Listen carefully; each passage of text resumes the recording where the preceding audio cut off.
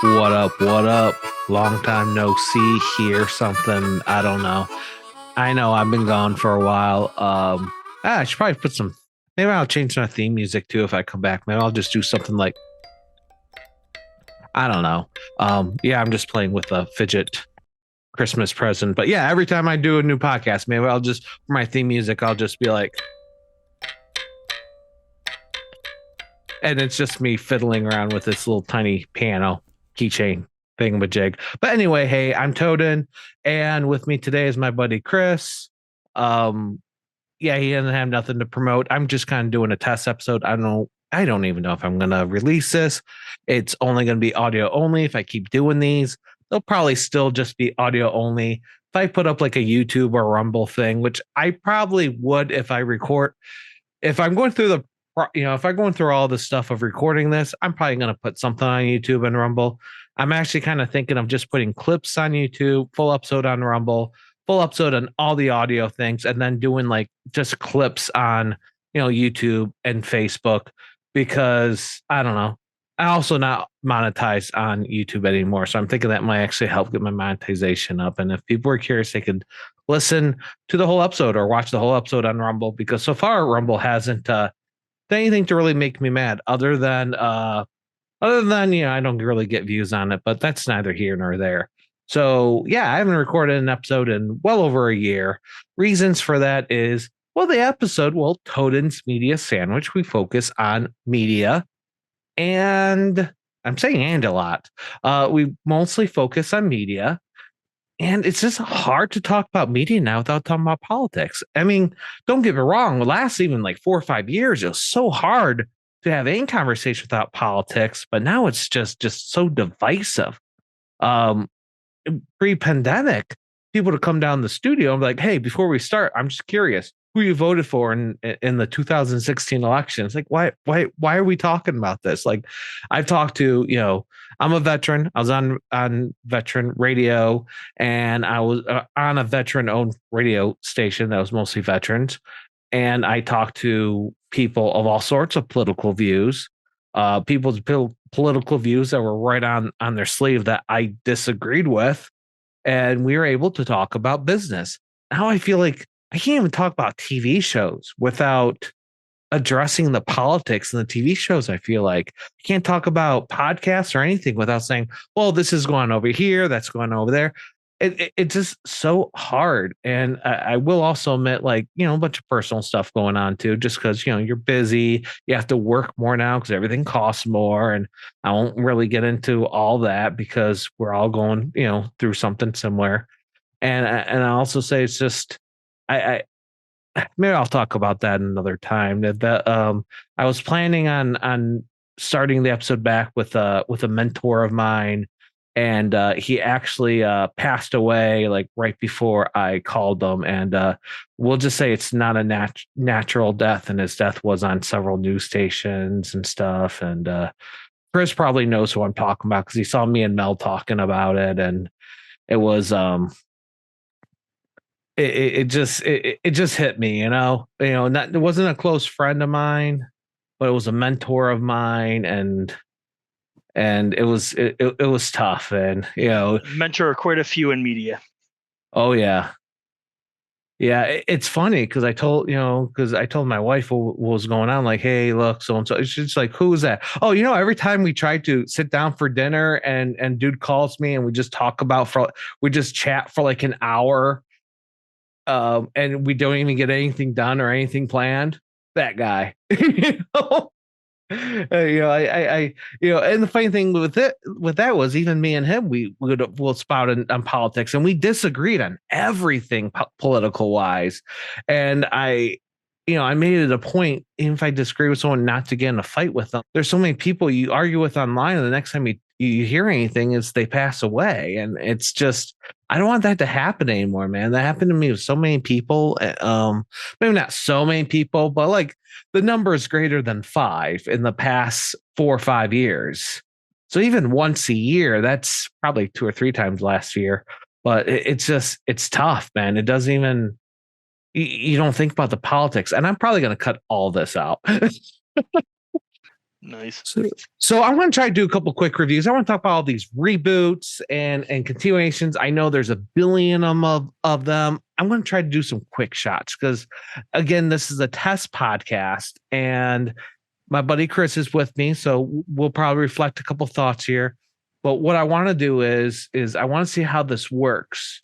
Such as I have a full episode of podcast, a full podcast episode, but I want to see how this works when I cut it down to smaller clips for things like Facebook and YouTube, these quick little hits. So I have a bunch of TV shows that I already have a short list on here, and I'm going to go through a bunch of these. Some of them I'm going to just try to do quick hit, single, really fast reviews. And some of them Chris and I might talk about a little bit longer. We'll see how that goes. I'm trying something new. Again, I'm going to try to, have a full podcast out in audio format. Maybe the video format will be on Rumble, although I'm not using my video camera. So maybe I'm just going to have random sketches that my wife did or something, which would probably look kind of cool. Let's be honest, if we did that. And a bunch of, clips there, but the full audio version will be available. So there's been so many reboots and continuations and things. The first note I have here is Mad About You. I want to be honest. Out of all of them that's been going on, I know Mad About You is a couple years old now. They only did one season, to my knowledge. I liked it. I was a little sad that Stephen Wright wasn't in it. And then I rewatched the original series. Stephen Wright was only in 3 episodes.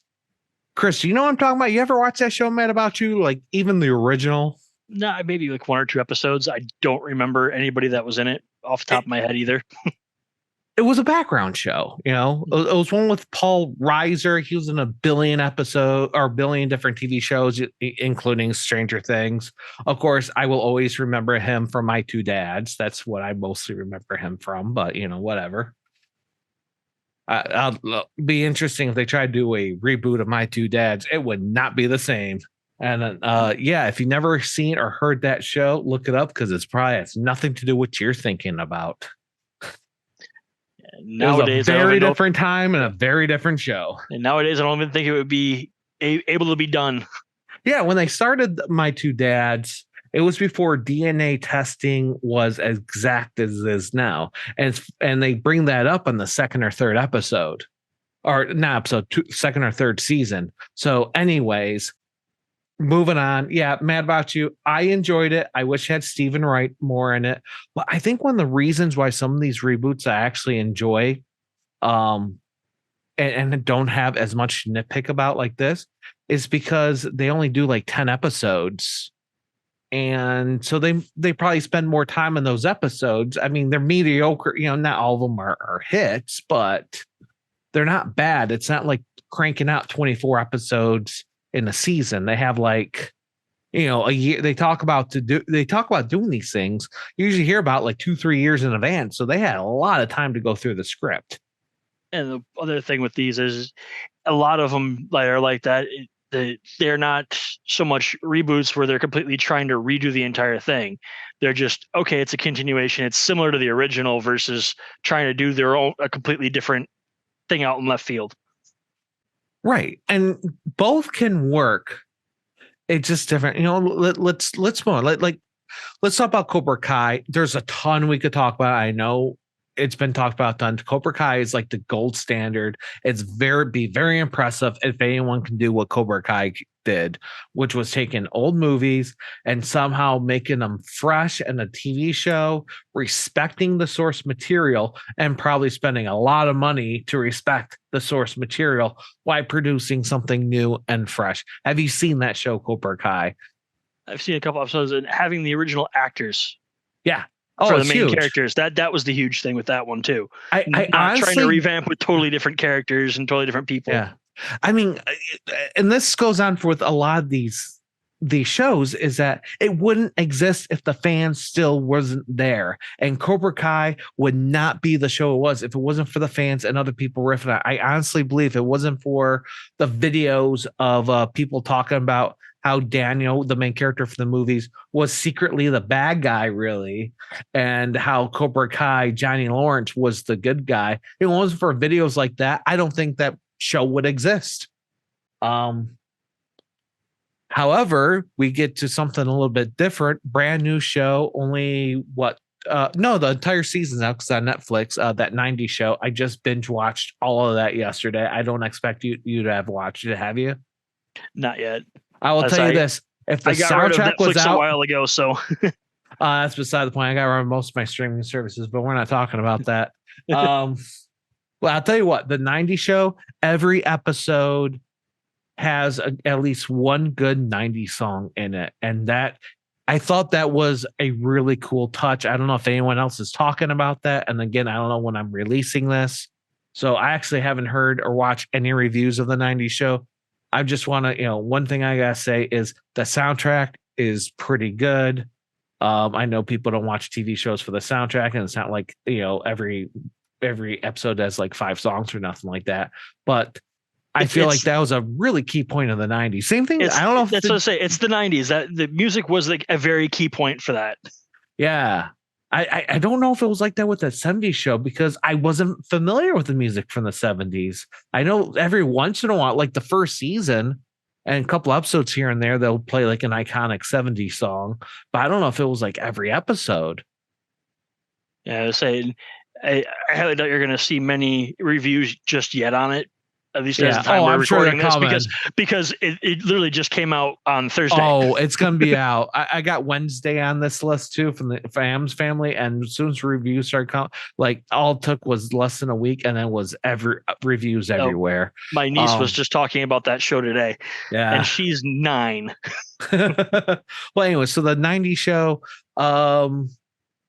Yeah, I would like to have seen the original cast more. The two parents from the original or grandparents, they're not in.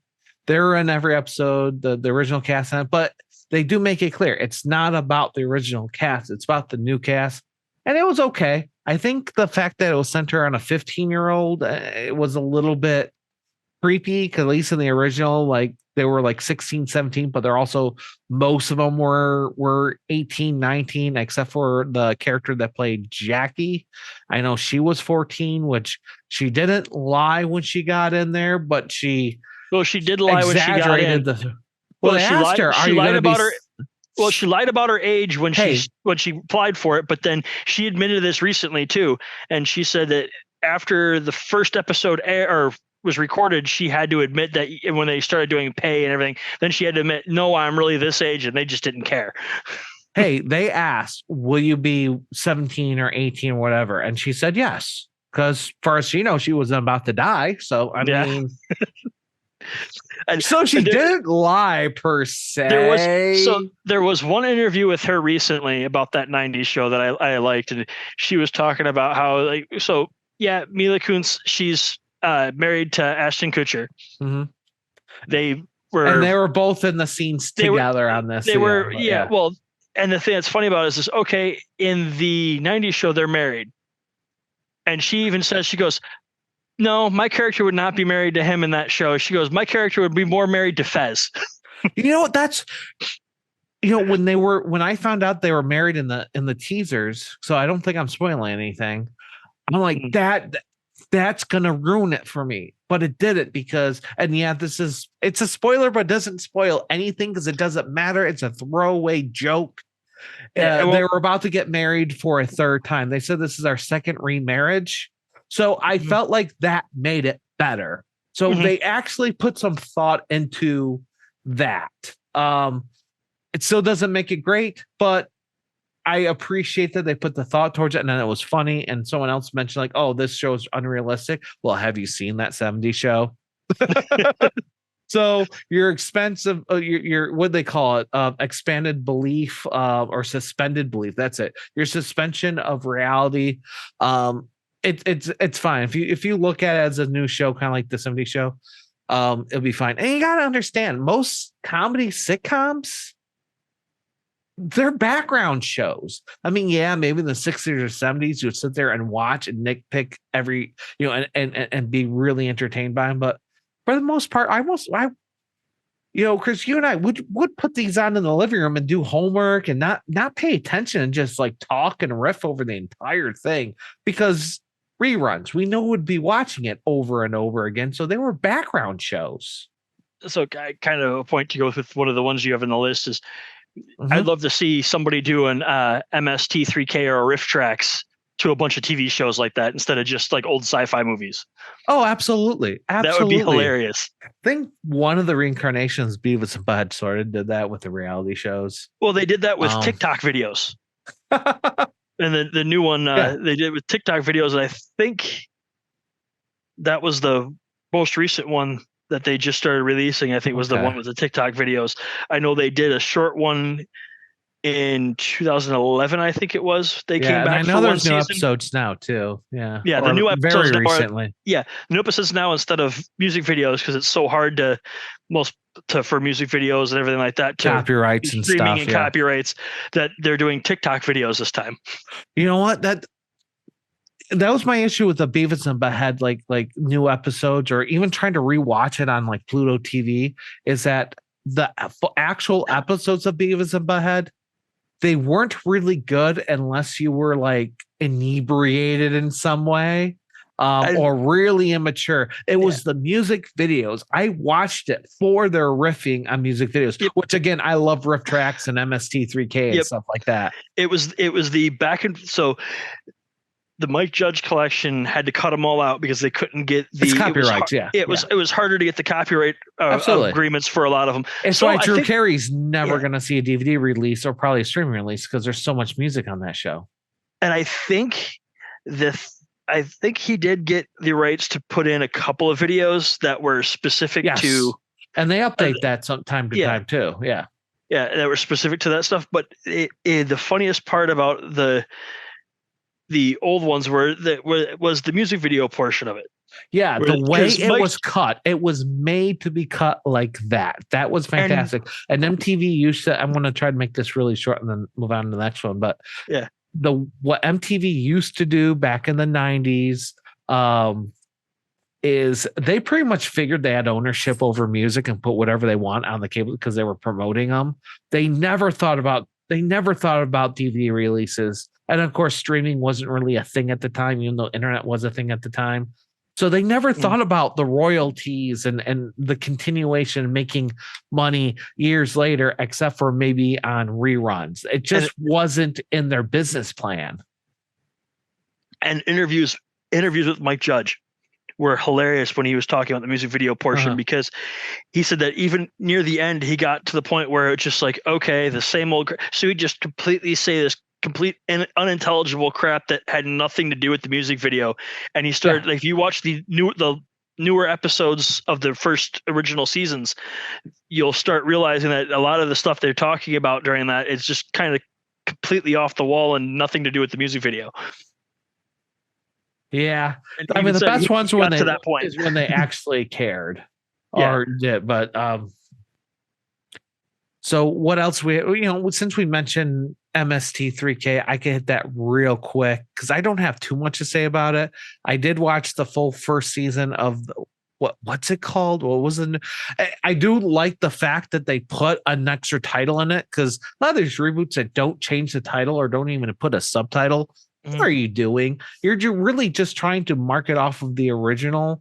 And when people say the title, they're not talking about the reboot. They're talking about the original because it's like that Willow. Willow's not on my list, so and I haven't watched the new TV show, so I can't talk about it. But the fact that they didn't put a sub name in there, every time someone does talk about Willow, they only talk about the movie. So I can see how it helps them spread the marketing, but they should have put it Willow blank, blank, blank, Willow probably now cast into a fourth character mode, TV show. Which was the prediction whatever. Anyways, I'm not going to talk about because I haven't watched it. I don't know. Well, what about all the stuff about the new Lord of the Rings? Yeah, but but it had a subtitle though. It said Lord of the Rings, Rings of Power. You can separate it. That's what I want. I want those things. Another one I want to talk about here in a second. Because those are set in different books, so different eras of the time period. But the whole thing with that one is everybody just focused in on the rating was bad. It's like, well, you have to set in a world like that. You have to set exactly what's going on, and it takes a while with a world that big. But they did put that subtitle in there. A lot of these they did not. And the MST3K, what was it called? The Return. The Return. And I was dreading watching it because there was a couple characters or actors that I didn't want to watch. Patton Oswalt, he takes anything for a paycheck. This guy is in anything that offers him a paycheck. He used to be hilarious. He's now he gets again, it's a political thing, so I'm not going to stick on him because then we're talking about politics and what could be his thing. I don't want to talk about his Twitter. But he was okay in it. He was fun. Felicia Day was good. One of those things where Felicia Day doesn't really talk about anything. I mean, I try to watch The Guild, and then I realize that a lot of times she just kind of comes off as like a cardboard cutout. Kind of like when she did the Cheeto commercials. But the interesting thing is and how she started out. She started out, if I remember right, she was on Buffy Screensavers. Oh, I thought she was in like Screensavers and stuff like that, like just what else was there? There was a bunch of tech stuff that she was in at one point in time too. Besides something Sandre on the Nerdist stuff. I remember that was a little later. That was later on. Which, by the way, I saw her at VidCon one year when she was promoting some of that, and it was kind of funny because it's a huge convention center in Anaheim, and I was hanging out in a side where there wasn't a whole lot of people, and I see her going up and down the stairs, obviously avoiding people. And I looked at her and I just kind of waved like, "Hey, I'm a fan," even though I'm really not. I just wanted to get a wave and a smile, whatever. Mm-hmm. And she kind of looked, just, I don't remember if she waved or anything, but she did a quick look left and right because she was going somewhere. She didn't want to be bothered because she had somewhere to be. Totally understandable, totally cool. Don't expect anyone else to act differently unless they have the time. But she was by herself, so that's totally understandable too. But I thought that was kind of funny because I looked left and right, like nobody else noticed her. No one else knows who she is. And I started watching more with her, which I don't know. I'm meh on her, honestly. I know some people absolutely adore and love her. I'm not one of them. When I first saw her Cheetos commercials, I was like, oh, wow, I really like her. And then I actually started watching her acting. I'm like, nah, she's not that great of an actress. She really only caught my attention because I had a friend that was pretty much her clone.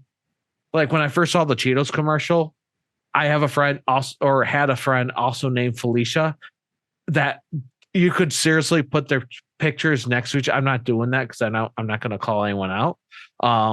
But they looked like they could be freaking twins. No, that was the one that reminded me of it. Was The Guild with Will Wheaton? Yeah, The Guild. Yeah. Oh, Will Wheaton's terrible. We don't need to talk about Will Wheaton. Shut up, Wesley. Oh, dude, he's terrible.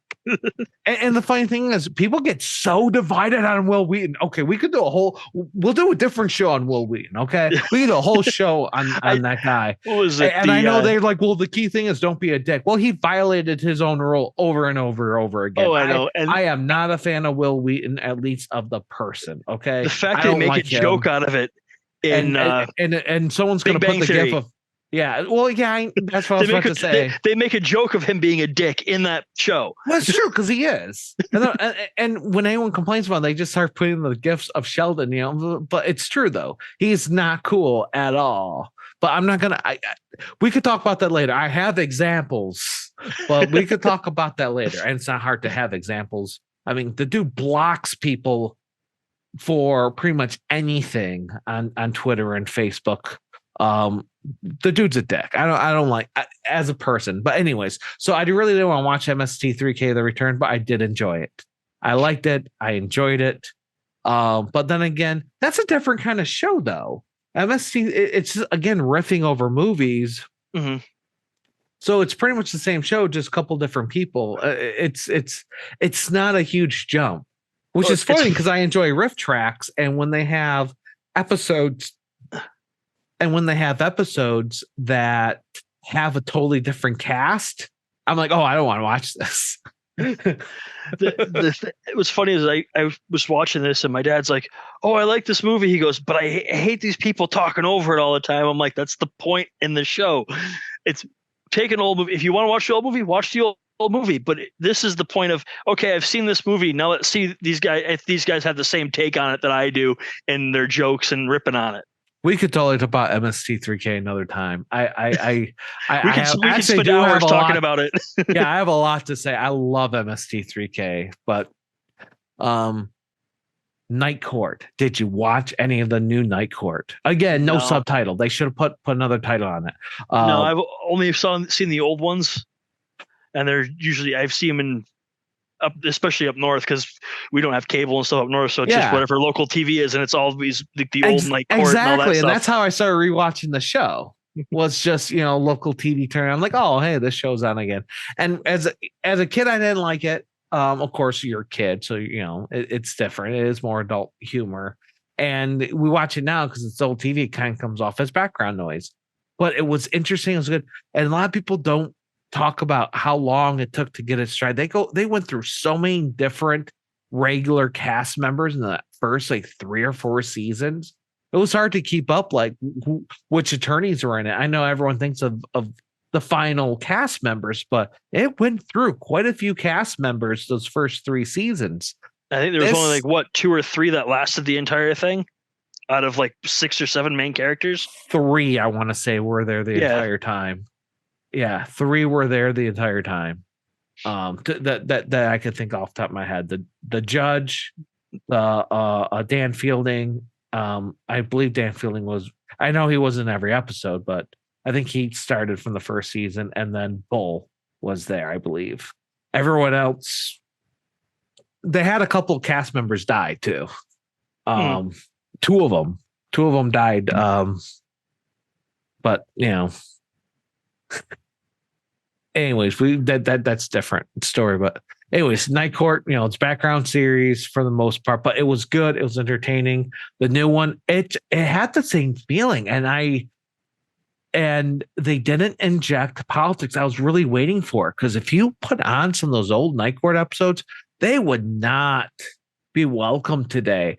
It was a lot of adult, things that are considered if you don't have the right opinion on them now, you would be canceled. No way they could say what they said back in those old episodes today.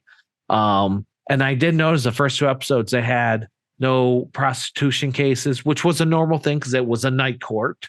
And they didn't have, there was cases they didn't even touch this time, which maybe they'll touch, again, 10 episodes. They'll probably have 10 episodes or something this season. We'll see what happens. And they are being kind of careful with what they do, but it's not bad. And I am also very happy that the theme is the same. Of course, they did update it, but there's no singing in it. And if they were singing in it, they didn't put a female vocalist. Every show reboot that they're singing in it, they and they re-record the song, it's always a female singer. It's not that it's bad, it's just it's now a trope, and I kind of roll my eyes at it, because really, you had to do that too. It's kind of like, or they take a song that had no vocals and make up vocals for it just to put a female singer in. Right. It's kind of like the 90s, how we would roll our eyes if they just had a random rap out of nowhere, just because that was the thing that everyone was doing at the time. Oh God, the old early 90s, it was do the Bartman and yep, and don't forget the Mario. Do the Mario. The Urkel. The Urkel.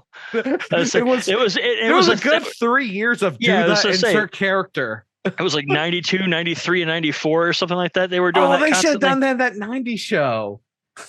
Oh, do the foreman. They might. You never know. See how many seasons they go with. Well, they started on 95, so they actually already passed that fad. Okay. And it was funny because a few early comments I saw, people were trying to figure out what year they're in. It says the year in the opening. It's summer of 95. Mm. All right. Trigon Stampede, way different show. Just totally different show. I'm told it's more or less off the manga. That's all I'm going to say after that. Just 100% different show. And I was a little disappointed with what they did with Meryl character. They took basically, I don't know if they want to watch Bash, it's anime. I love anime. They pretty much took two characters, Meryl and Millie, and now they're one character. They kind of squish them together in one. But it's a totally different anime. Everything about it. I mean, the overarching storyline is the same in the original anime. You don't even really learn what it is till the 6th or 7th episode. This, they hit you with it straightforward. And that third episode, I think there's like 4 or 5 episodes out right now. That third episode just ups everything. I mean, I was kind of half like trying to, it's like, okay, so they're doing this different, doing that differently. And then the third episode happened, or the 4th episode happened. I think it was the 4th episode. I don't know. And it was like, whoa. I'll have to watch this one. Yeah. Looking at some of the screenshots of it, the artwork is somewhat similar to the originals. Yeah. You cannot watch that. I'm gonna be interested when the show's out for a little bit, because I'll be interested to see people watch this and then never seen the original and then try to watch the original, because I just don't know. They're two completely different shows, but what you learn in the original on episode 6 or 7, they begin the series with that information, so it's different. It's different. It's Trigun versus Trigun Stampede. So yeah. Which the first Trigun, they were still the manga hasn't come out, but it was in magazines. It was 2 different magazines, and the source material is different too. Saved by the Bell, again, no subtitle on that. I would just say about, which this one should have it, because Saved by the Bell had several spinoffs. It was Saved by the Bell, College Years, The New Class. So that makes this the new class. The newest class. Yeah, I don't know. The pandemic class. And I would say the original New Class was Screech was one of the not till the 2nd or 3rd season. Yeah, but he was one of the administrators then. I wonder what they did now that Justin Diamond died. Justin Diamond died, I don't know if they have him even in there. No, there was 2 seasons. The first season, did you watch it all? Not the new one, no. Okay, so yeah, the first season. That's why I was wondering if they even mention him at all in this one. Yes, they did. The first season, they say him and his robot Kevin are in space, and the second season they have a really nice, touching, like, little memorabilia thing for him, in an episode. But they never say like Screech died. They just kind of like, hey, you go into the thing, and they just kind of sit there for a minute and talk about him real quick, as it's just a little dedicated time. It was really nice the way they did that. I just kind of wish they had the actor for Richard Belding in that scene too. Yeah. Is there anybody else from the originals in there? Everyone except for Richard Belding. Okay. The main Slater and Jesse are in the most episodes. And then everyone else is kind of cameos. Lisa jumped in now. The first season, I think they only mention her. But the second season, she's in a couple episodes. But they're all executive produced. They basically, from what I understand, because they kind of got the original Saved by the Bell sound contracts. They weren't great contracts. They really don't make anything off of the reruns. Maybe off the streaming, but they don't make money off the reruns. So they wanted to do the right thing with the kids, and all the original cast members are producers. And I believe, and I could be wrong, someone could correct me, and I believe the person that wrote Zach Morris's trash, again, go back to the Cobra Kai thing, it's the fans that bring this stuff back. Yeah. The person that wrote Zach Morris's trash, which is a fantastic series, by the way, on YouTube. I think he was one of the writers or one of the producers. And they do get into politics a bit, and it's interesting the way they do it. Agree with it, disagree with it. They said Whitmer was hot, and I kind of wanted to turn off the series because of that. Because any of us that live in Michigan know we don't like her. Many of us don't like Whitmer, even if you agree with some of the things that she did. You wouldn't agree. Politics, right? I don't want to get into it, but yeah. We'll just say that something's that kind of took us forced out you a to little it. bit. Which, again, if it's something that you're a huge Whitmer fan, you'd be like, oh yeah. But if you're not in politics, you don't know who Whitmer is. That's why. Why add this stuff into certain things? Why would these people in California, and obviously marketing, so they spot to sort of even know who Gretchen Whitmer even is. I could sit here and name other governors. We wouldn't know who governor of some states are. Just that was weird. Though Zach Morris just play governor, and he plays a really crappy governor in the show.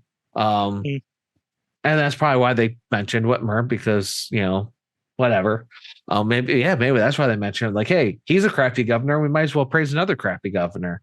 Don't hate me on it. It's a joke. Or I'm going to butcher the guy's name. Dashiell Driscoll.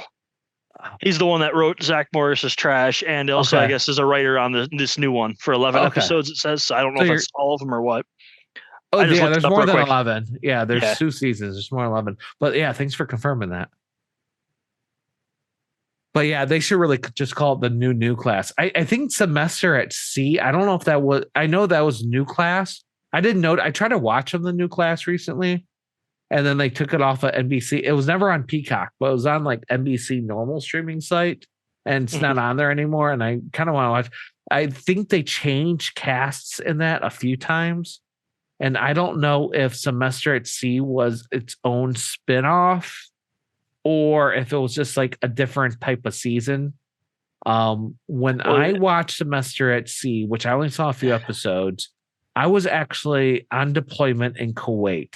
And that was Saved by the Bell. Semester at Sea was marketed as its own show. It might have been New Class Semester at Sea, but I don't think that's actually was his own show. But well, it was a lot. Oh yeah, Saved by the Bell was a spinoff too, by the way. Yeah, Good Morning Miss Bliss. Yeah, so that was a reboot. It was a reboot, but Good Morning Miss Bliss, I don't even think it lasted a full season. It lasted one season. It did last a full season on Disney, and then they totally revamped the show, brought over NBC, moved them from Indiana to California, and focused more on the kids. And of course, it was a couple of characters, got rid of some of the other ones. Of course, it was a Disney Channel show, being that Miss Bliss actually was the original girl from the Parent Trap movies.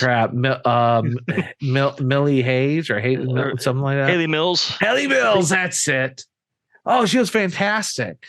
Yeah, and then, but if I remember right, they had episodes where they did spring break, or where they took their summer and they worked at Malibu Hills. Yeah, Malibu Hills, or whatever the heck it was. Yeah. But they made that almost like a completely its own show, even though it was just a group of episodes or a season of episodes. 6 to 10 episodes. Yeah. Okay. I think I have this right. Okay, I think it was, and you could test me on this. This is just, correct me if I'm wrong. This is me going off my memory. It was 6 episodes. I want to say, I could be wrong. Could have been more. And when they play it, they would play that, and then they would play them in high school. So it was 6 episodes of those, 6 episodes of normal series, and they extend, maybe it was 8 episodes each. But anyways, it was the same amount of episodes, and then they had the flashback episode to their summer break, which was working at the club. And then the season was expanded another like 6 episodes. So I might be getting this all wrong. So maybe it was 12 episodes normal. We'll go with that. Hey, this go off my memory. I'm testing myself here. So it was 12 episodes of a normal. I never got that deep into it, so I was just going off my memory, remembering what it was. So we'll say 12 episodes normal. The first 6 episodes was the Malibu Beach Club. Again, I could be wrong. And then the flashback episode, so we'll say 7 episodes. And so it was one of those and then normal, one of those, then normal. And then they also expanded the season another 6 episodes. So once they got to all the normal episodes, they interjected not all the characters signed on. Yeah, here we go. Expanded. This is what Kelly, it was. You could correct me. Let me finish. Okay. And then you could correct me. So we have 12 up. Let me redo this because I'll probably have to edit that out a little bit so I don't sound like a dick. So we had 12 normal episodes. So 6 of the club episodes. So you play a club episode, normal episode, club episode, normal episode, flashback episode. So 6 or 7 of them. And then they expanded the season another, I want to say 6 episodes. Not everybody signed the extended contracts. So Kelly and I want to say Jesse left and they brought Tori in. And so they kept that. So they'll do Tori episode, Kelly episode, Tori episode, Kelly episode. So I think they did 12 normal ones, 6 beach clubs, one flashback or one whatever they call it, montage episode, and then 6 Tori episodes. So that's like 25 episodes for the last season. Where am I standing on this? So I was reading this and it says the Beach Club episodes were aired 2 episodes back to back, running in parallel timelines with the ones where they're at the school, and starting with Zach and Kelly's breakup over her new boss. Wow, I thought that was the previous season. That was a heart clencher too.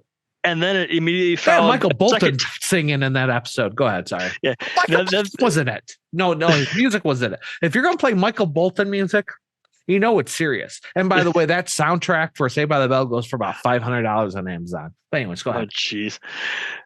That's insane. This was immediately followed by a second timeline of episodes that took the gang to their summer jobs on Malibu Beach. So it was like 3 different things intertwined into one season. Yeah, the normal episodes, the Malibu Beach episodes, and the Tori episodes, right? Or was the Tori the last season? Well, there was I think that was the last season, but there was the beach house. It was the beach house. Yeah, the regular episodes, and then the Malibu Sands episodes. No, the beach house is the Malibu Sands. No, the beach house was their spring break. No, that was Lisa's parents' beach house they were staying at, if I remember right. I have no idea what you're talking about. No, yeah. But that's the same place. No, the summer break, the beach. Yeah, because the girls stayed at Lisa's parents' beach house, which was at Malibu Sands, where they worked. It was the same episodes. Okay, so the way this reads is it read as there was 3 different timelines. I have the board game. Don't make me break out the board game. Which only you would have the board game. But I can't play with no one because no one else cares about this shit.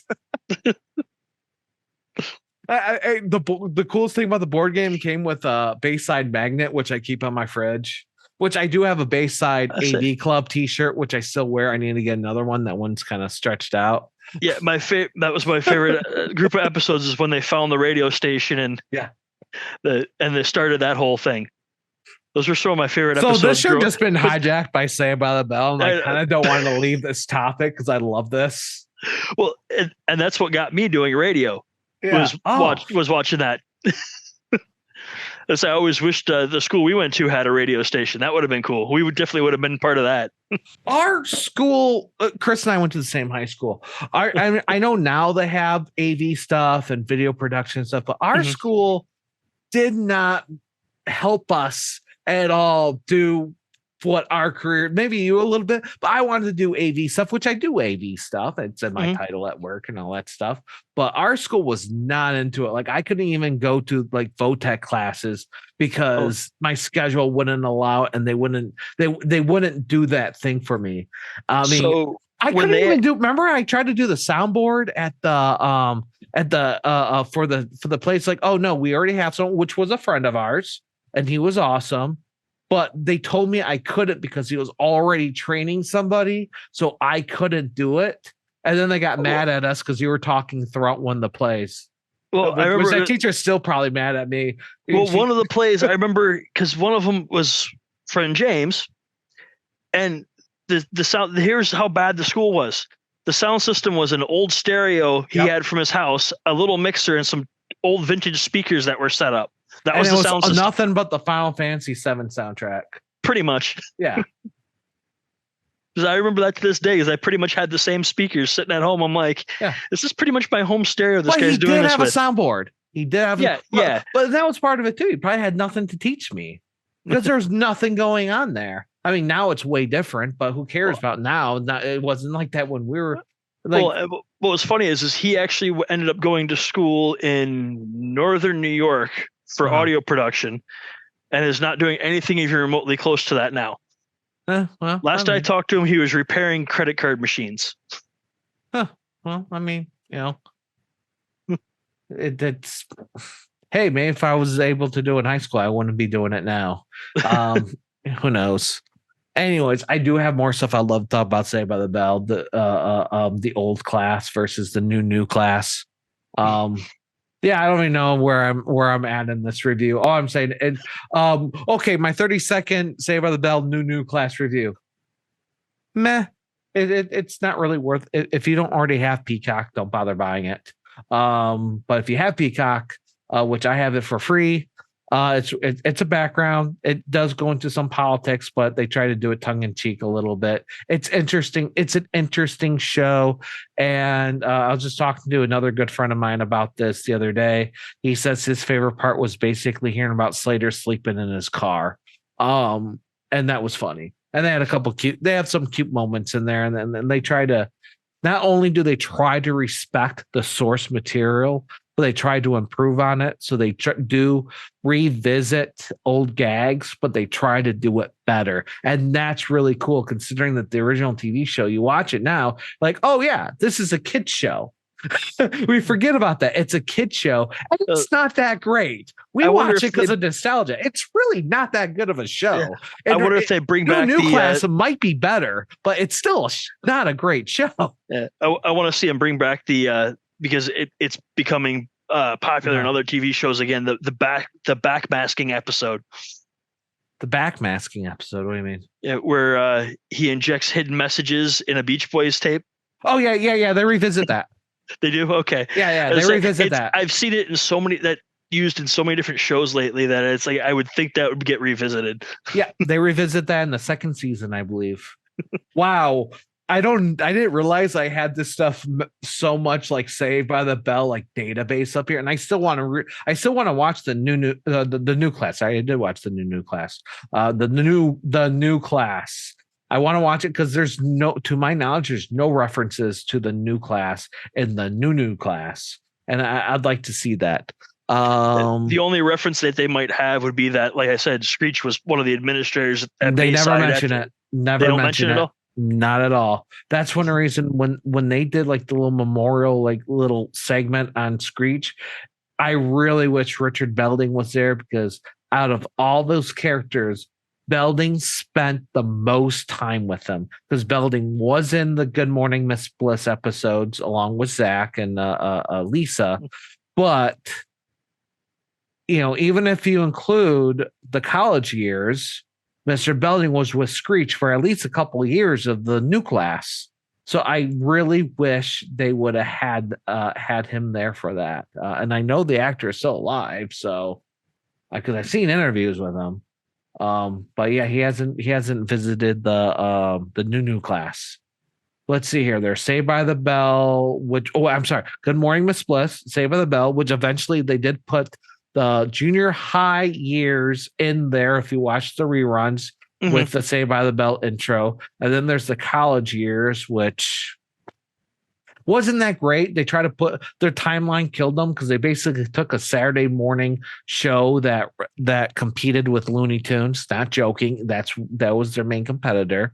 So if people want to watch live action, they'll watch Saved by the Bell versus, once you grow out of Looney Tunes, you watch Saved by the Bell. The college years was like Monday night at 8:00. It was it was not a flattering timeline for them, especially for still a pretty much kids show. They try to tackle adult topics. It just didn't work. The new class, I didn't really watch it. I'd like to watch it. And there was the Semester at Sea, which I believe was part of the new class, but I'm separating that because when I was in Kuwait, it was marketed as a different show in Arabic. Oh, of course. And then there's new class and the two movies, Hawaiian Style and Wedding in Vegas. All right, cool. Moving on. Man, if you think this is boring, imagine how much I cut out. Dennis Haskins is 73. Wow, I bet you he looks great too. Belding is 73. I've seen his cameos and some stuff, and he does, or his interview. Excuse me. I'd like to see it. Oh yeah, there's also the unauthorized documentary of it, which from what I understand is way off because it was based off on Dustin Diamond's thing that was ghostwritten. It was based on Dustin Diamond's thing that was ghostwritten and not based on truth. the way I watched the documentary, and I do have a copy of it if you ever want to watch it. And I think the book was written like this too. Think of your perspective as a 14-year-old when everyone was ignoring you and you weren't popular. So there's a lot of things that probably didn't happen or happened differently that he remembers in a particular way because he didn't know how to process it, or there was assumptions put on it. That's the way I watch. That's the way I view it. And viewing it in that perspective actually makes it worth watching. I think I'm the only positive review for that made for Lifetime TV. Was it Lifetime or E? I don't know. Doesn't matter. Made for TV movie that no one liked. And none of the original actors want to watch it because they know it's based off of fake stuff. And it's sad because it was a year. I was supposed to go see him a year or two before he died. At a local comedy club. Yeah, because he was doing stand up. Yeah, he was still doing stand up. It was at Joey's Comedy Club in Dearborn, Detroit area, somewhere in there. Yeah, I would like to. Yeah, I would have liked to seen that too. I actually have his music CD because he played. He played drums and bass. Mm-hmm. And I think he played bass on Salty the Pocket Knife. Which I don't remember who the singer is, but that album was actually really good, by the way. Yeah. And in the pamphlet, yes, we're that old where we buy CDs with little pamphlets with all the lyrics and thank yous and stuff. Everyone's like thanking all their influences and like getting personal. His little thank you is just like, well, music wise. And I thought that was awesome because if you was to buy that album because he was on it, which I did because I'm a dork, he only talked about music and he doesn't sing on the album unless it's background. So I did enjoy that CD. I played it back when I had a radio show back because I had my radio show back when I came out. That came out in 2003, I think it was. Yeah. Well, I thought it was earlier than I know. I bought it in like 2003 or 2004. I thought it was older than that. Maybe I'm wrong. Well, there was a few of them. Okay. I only had one album. I think this, let's see, Salty the Pocket Knife by Salty the Pocket Knife was 2003. Okay. That was the only one I had. And the singer for that is amazing, by the way. Yeah, the self-titled was from 2003. That I think of. Yeah, I really enjoyed that album. All right, let's try to hit a couple of these real quick. I have no idea how long we've been recording. Wednesday, it's not really a reboot. I'll just leave it like that. That deserves its own. It deserves its own review because what I will talk about it. I'm not actually going to talk about the series. I'm not going to talk about the series or give it a review because everyone loves it. Everyone thought, well, I'm not sure what it's because I'm not going to give it a proper review. This is what I want to say about it because we're talking about reboots and continuations here. Addams Family has a lot of different materials. There's the old comics. There's the 60s show. There's the 90s movie, which people mostly know them from. There's the 90s reboot TV show. There's 2 different cartoon shows. So there's a lot of different material, and the materials are different. One thing you could talk about, like, and this one thing I looked because I was curious. Sometimes Thing is a left hand. Sometimes Thing is a right hand. Do these things count? Sometimes, because left-handed people, I remember when the movie came out, people made a big deal as left-handed because a lot of left-handed people don't get the proper representation. And so that was a big deal. Not saying that was the original hand actor for the original Thing from the TV show was the same actor as Lurch. Really? I did not know that. That was something interesting I found out because so I follow Props to History on YouTube and TikTok. I just watched the thing on the actor for Lurch maybe a year or so ago. I don't remember him mentioning that. He talks about the prosthetic or the prop for Thing, and then he also talks about how there is one animatronic, but the original for the hands was whichever the actor was for. I think it was for the original TV series. I have to go back and relook at his thing about that. But he had a video on YouTube about it. But so Wednesday, the interesting thing is Gomez, Luis Guzman. I liked the Gomez on it, But because it's again, interesting because the person is it's like it's totally different than the original ones, like different look. no, because there are versions of Gomez where no, you're right. Yeah. He usually is more portly than skinny, but I think it works. Mhm. It works, and again, you have to look at all the different reincarnations. I'm not sure what Gomez's original thing in the comics was. Not Gomez. I'm thinking of Uncle Fester. My bad. Okay. Yeah, let me strike that. Go ahead, start again. Tell me who played Gomez again. Gomez in the new in Wednesday is Luis Gomez. Luis Guzman. I love him in it. I absolutely do. It's just interesting. It's different. It's a different take. Yeah. The way he delivers lines is a way that none of the other Gomez Adams does, because he has a distinctive voice and a distinctive lisp basically to his voice. I think he's trying to go after the classic Gomez accent, but he can only hit it if he's whispering it. It's kind of like a Pascal who gives us about him in Mandalorian. He says whenever he speaks in Mandalorian, he has to whisper. He's using his bedroom voice. Louise is doing the same thing, and it fits for the character.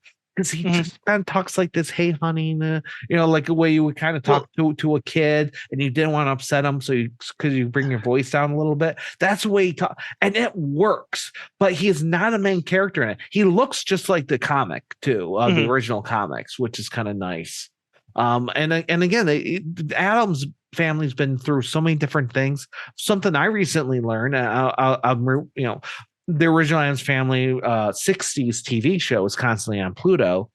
Uncle Fester. Oh, here's a piece of trivia for people. If you really want to screw people on trivia, be specific in your questions. Okay, let's see if you know this.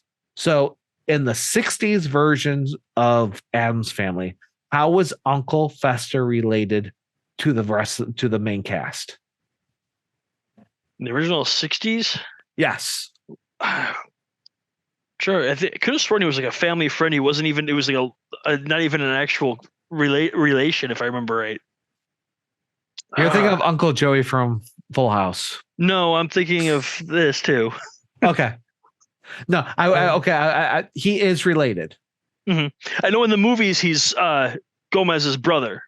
Yep, and he's Gomez's brother in this series. So I think everything except for I don't know about the original comics, but I think everything else he is Gomez's brothers. But in the 60s, it was different, and he is related, and he is an uncle. Well, obviously, but still. I give up on that one. It's interesting. In the movies, he's played by. He's Gomez's brother. Yeah, he's Gomez's brother in pretty much everything that came out after the movies. In the 60 series, he is Morticia's uncle, so he is her uncle, which is interesting because he switches sides of the family. In the movie, and he stays Gomez's brother, which I think works very well. And in Wednesday they make that work well too. But again, I don't really want to review that. I kind of want to talk about different reboots and because it's interesting. It's a totally different series. This is the only series where Wednesday has gone through puberty, meaning she's not a little girl, so they could do different things. And the only thing I could really add or change, if I did a quick review, Toaden's quick 30-second review of Wednesday. All right. Wednesday's a Mary Sue. And that's perfectly fine. She's great at everything, but she's always great at every reiteration, even the new animated movies. She's good at everything she does, and it's always supposed to be surprising. The difference with a series is because it's a series, you can't do that every single episode. It can get old, and they try to do that. So it gets a little weird. Also in the series, which is different than most Addams Family stuff, they're with all these other rejects. Usually when Addams Family with other rejects, what they do is completely normal. They change that. It's just a completely different show. I enjoy this show, don't get me wrong, but if you go into it thinking that, without the frame of Addams Family in your head, you either be sorely disappointed or you're going to love it. And hopefully no one gets upset at me calling her Mary Sue, but that's what he is. But that's what she is, and that's what she always been. It always been people struggle with something. She's like, oh hey, you mean this? And then she nails it. That's always been a punchline. But here she's the main character versus before. Not only was she a side character, but she was like a little like 8-year-old versus being like a 15, 16-year-old. So it does bring a really different dynamic to the show. Is it worth watching? Yes. If you're into Halloween stuff, which absolutely I think everybody is. So yeah, totally worth watching. Is it better than the original? Nope, completely different show. Just completely different things. All right. I don't know if anyone timed me, but how did I do? A little over 30 seconds, I think. Okay. So yeah, that's my review of that. So anyway, the left hand, right hand things, I think that makes a difference. And I love that this thing has stitches on his hand and stuff, and they keep up some of the old jokes. That thing is really like self-conscious and wants to, does the lotions and all this stuff. Even though he's always shy and stuff like that too. Yeah, but he got stitches all around his hand. This thing has seen things. Like he's been through some stuff. And he goes through more stuff in the series. I like that touch. I'm a little shocked that wasn't a left-handed, because when they made it left-handed, that was a big deal. And I know in this people talk about representation and all that stuff, but so I was kind of shocked they didn't keep it left-handed. And it's not that it really matters, because I don't think that really matters. It was just an interesting choice, considering that most people, when they talk about answering and what they and because a lot of people don't compare this to the cartoons, they compare it to the movie, because that's how most people in our generation knows about Addams Family. Okay, enough about that. Ted Cassidy played the Lurch, and he also played Thing. Wow, I didn't know he was also Thing though. Ted Cassidy was amazing. He was absolutely amazing. He was the 60s version of David Prowse, and David Prowse never got his due. He was 6'9", and he played a disembodied hand that would have to come out of a box. And they said I guess it causes a lot of difficulties on set.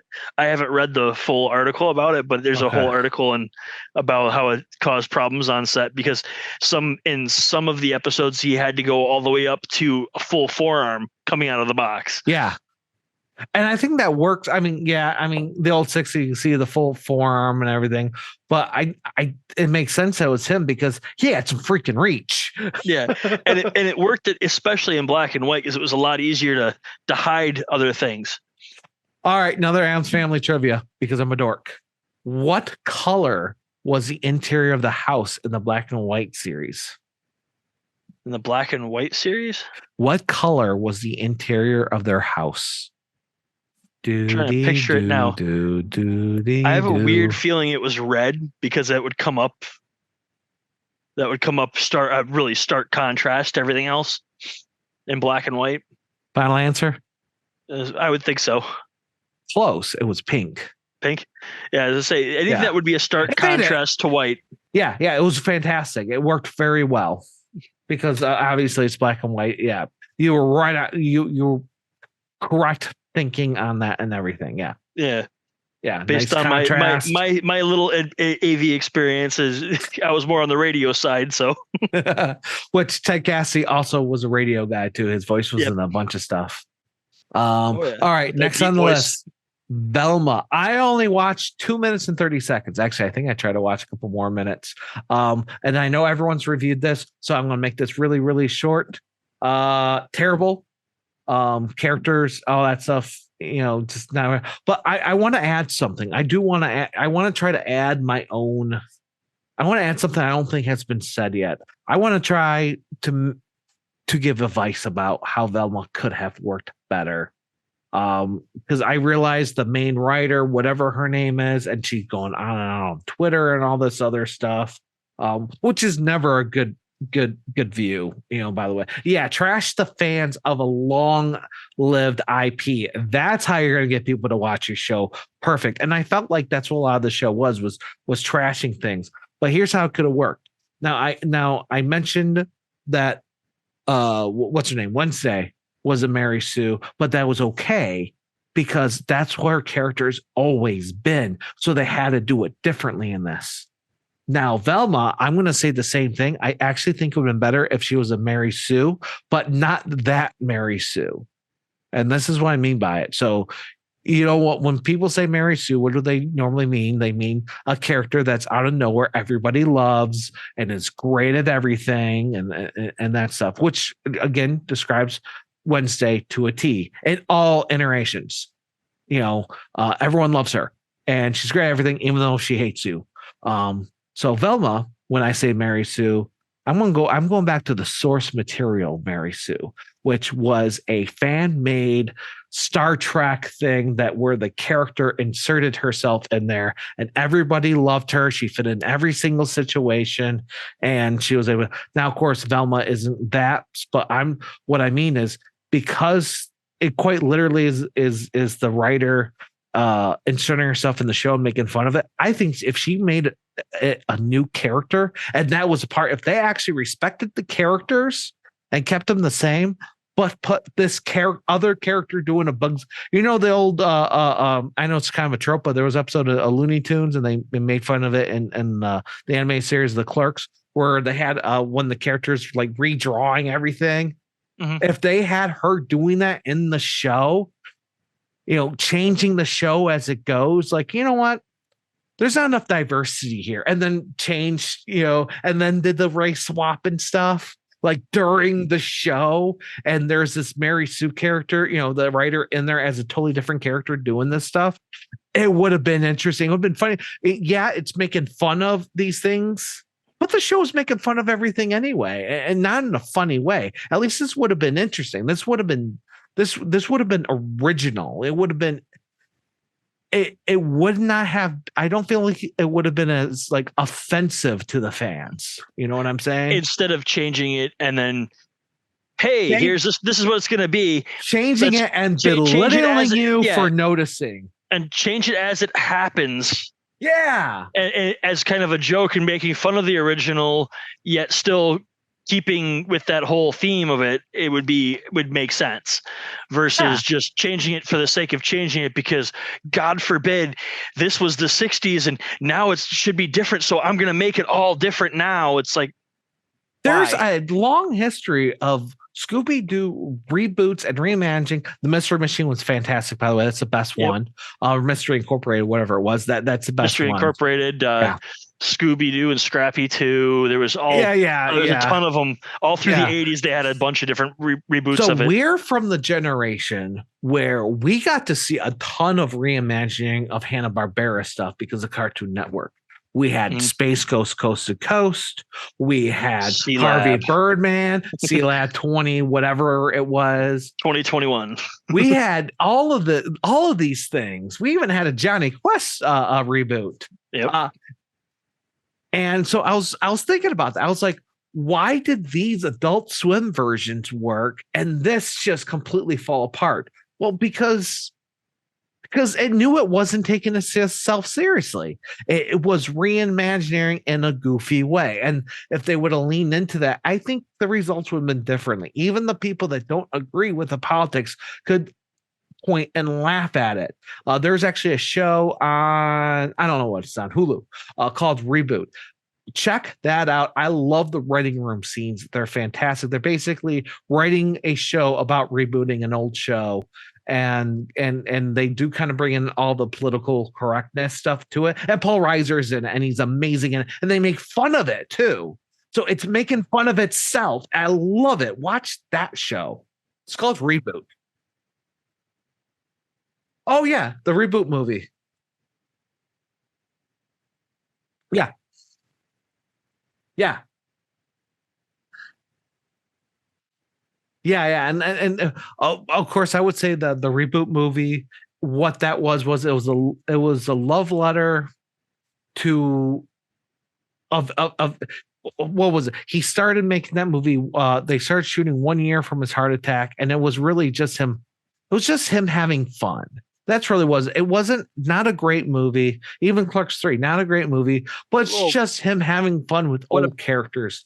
It's nostalgia, but it's also just having fun. That's all it is. It's nothing. Well, Clerks 3 is a totally different discussion. We can talk about that later. James Bob reboot. Clerks 3. He makes fun of reboots, while making a reboot. Yeah. Basically poking fun at himself. Oh, Clark. Oh, yeah. The animated series is fantastic. Love the animated.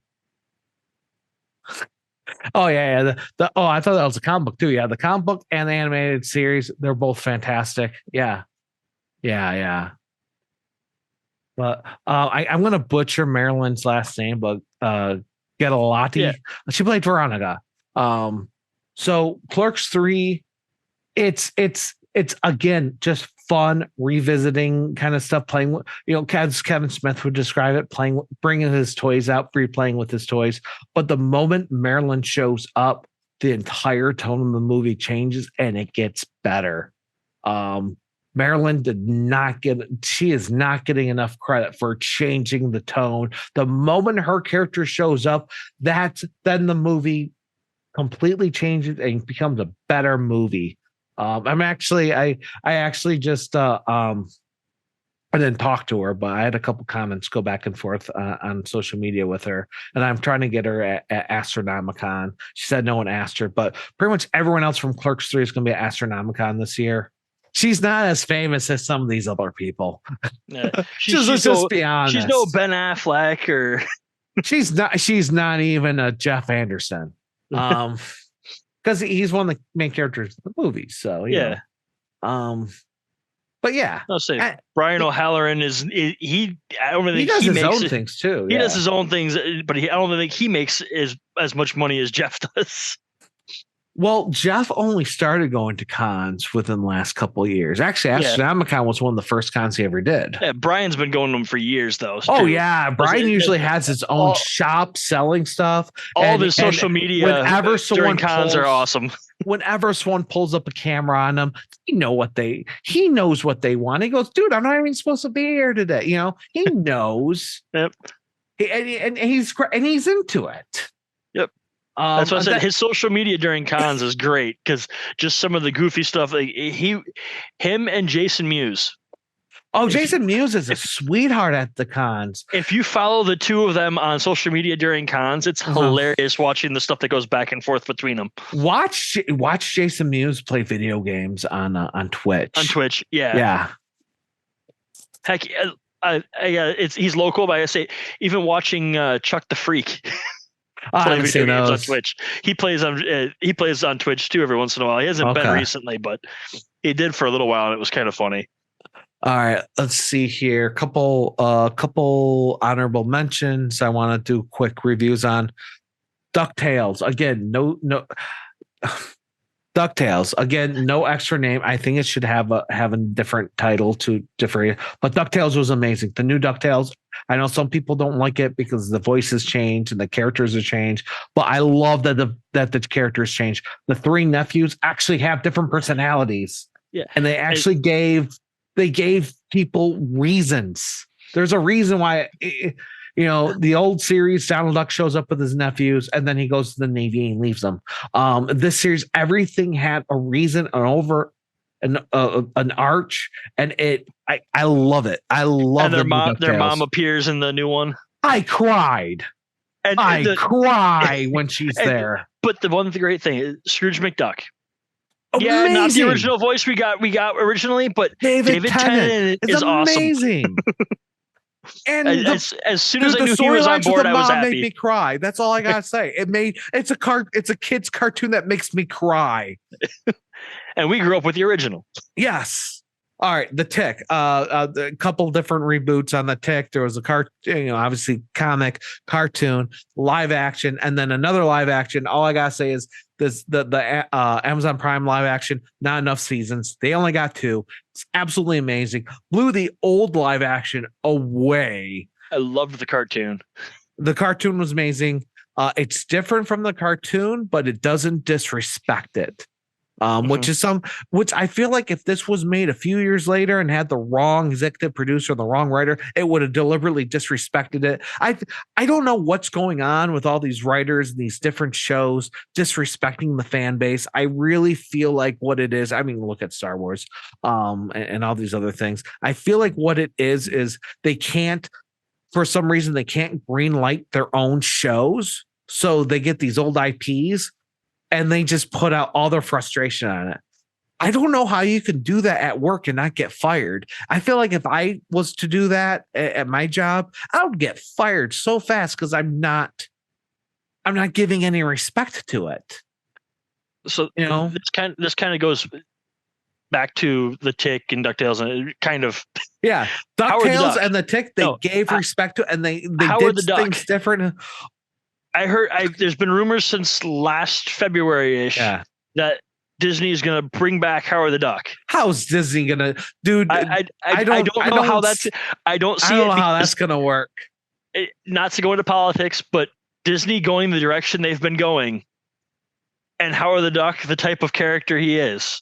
How the hell is that going to work? Howard the Duck barely gets cameos in the Guardians of the Galaxy stuff. And that's because, for people who don't know why Howard the Duck gets cameos in those, it's because the same creator of the original Guardians of the Galaxy has also created Howard the Duck. Although these Guardians of the Galaxy movies are mostly based off of one of the reboots of Guardians of the Galaxy, not the original cast and stuff. The original Golden Age, or whatever you want to call it, a Guardian Galaxy is a different timeline, and blah blah blah blah blah. I'm a geek. By the way, if I do a second episode of this, I'm doing it from a comic book store. I'll be joining with Ben over at Planet 9 Comics, and we're going to be talking music probably, and probably be, if it goes like this, I'm going to be geeking out over geeky stuff. But I honestly think I'm just going to put a microphone. He set up a little podcast studio in the back room, but I already talked to him about this. We're just gonna set up a microphone up on the counter and just bullshit between customers. Maybe the customers will get in on it because we're not doing video. So trivia for Howard the Duck. What was the original comic he appeared in? Not Strange Things. It was I think it was a Strange Tales. Was it number 26? Adventure into Fear. No, I didn't know that one. Okay, that was completely first appeared Adventure into Fear. Then the Adventure into Fear morphed into the Strange Tales, I think it was called, or something like that. Okay. I remember it morphed into another comic, and then appeared in comics of Guardians of the Galaxy and things like that, and that's why he gets the cameos in the movies. So I wasn't too far. Okay, so Strange Tales, I wasn't too far off. Yeah, if I remember right, he appeared as one of the characters in Adventure into Fear, but then I think he started getting his own little spin-offs in Strange Tales, I think it was called. I got to look up the exact name. What issue of the Strange? What issue of I want to see if I got anything 19. Right. Okay. See, I was thinking around 20. So okay, I was closest. I was terribly off, but I was close-ish. 1973. Right. Okay, how many geek points do I get for that? I don't know. Maybe in the negatives. I don't know, but I loved the movie. Yeah. But I do see reimaginings are better. Let's go. Quick list of reimaginings that are way better than some of these reboots. MST3K, even though it's just continuation, but totally different character list. So, DuckTales, The Tick, Battlestar Galactica 2005. I think the original was way better. I know I'm in the minority of that. I don't care. The original was way better, and it could have been its wholly own story. I don't know why they belittled the name Battlestar Galactica, but it worked. It worked. Gilmore Girls, back to reboots and stuff like that. They did the official title is Year of the Life, which was 4 mini episodes. Each one's named after a season. I called it Seasons. And that didn't work. And I'll tell you why it didn't work, because Rory was a terrible character. I didn't think that Rory was supposed to be a bad guy in anything Gilmore Girls. She was absolutely terrible. And Dehan, you're looking at, and Chris, you're looking at me like I'm talking a different language because you don't know anything about Gilmore Girls. Well, I watched every single episode of Gilmore Girls multiple times, and I gotta tell you, the new movies and stuff was terrible. I'm fine with now the characters returning because obviously Melissa McCarthy is a megastar now. And I lost count how many characters they said joined cults or insinuated that are in cults. At least 3 and 2 different cults. So I don't really get why they kept going back to the same thing in Gilmore Girls. And Roy she was absolutely terrible. I don't know if it was just because of the way the actress played her or the writers having nothing else other than to try to write her one way and just coming off terribly. But yeah, I didn't like it. Could have been a lot better. She should always been with Luke. I don't care. The main character always should have been Luke. Totally support Luke all the way, brother. And by the way, I'm sorry that wasn't your sock in that one episode. Girl Meets World. Different imagining. It was a kid show, and they made sure this one was even more of a kid show for Girl Meets World. And I didn't watch every episode. I watched the first couple episodes of the first season.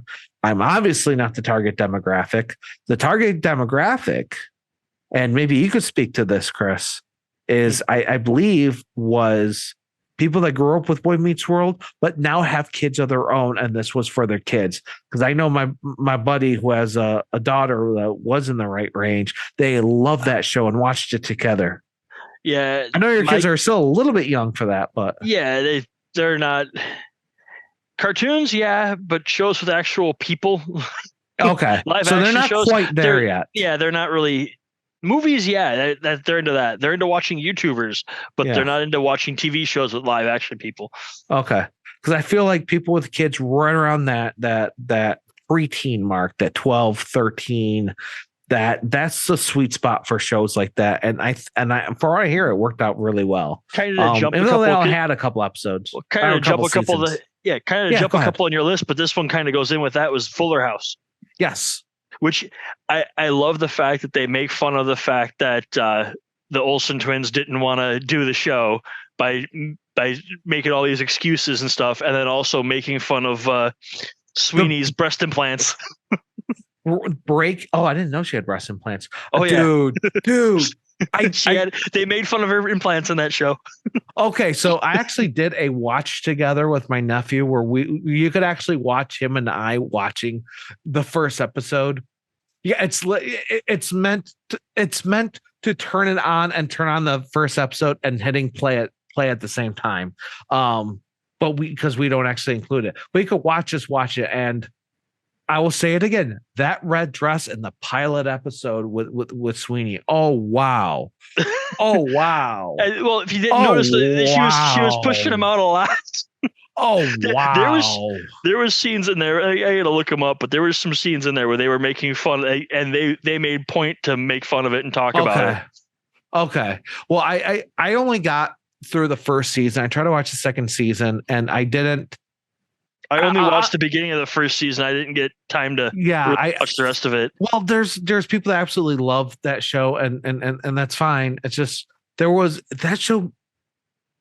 There's some shows that honestly just 1 or 2 characters just make me not want to watch it, and that show had one of the characters. One thing I didn't think Kimmy Gibbler ever got the respect that she should have gotten in that show. They kind of just keep making fun of her, even though she was a big part of that show. They kept making fun of her character and made her character dumb, even though she had the best wardrobe in that show. Really geeky stuff, really represented a modern audience, honestly, and they did not give her enough respect.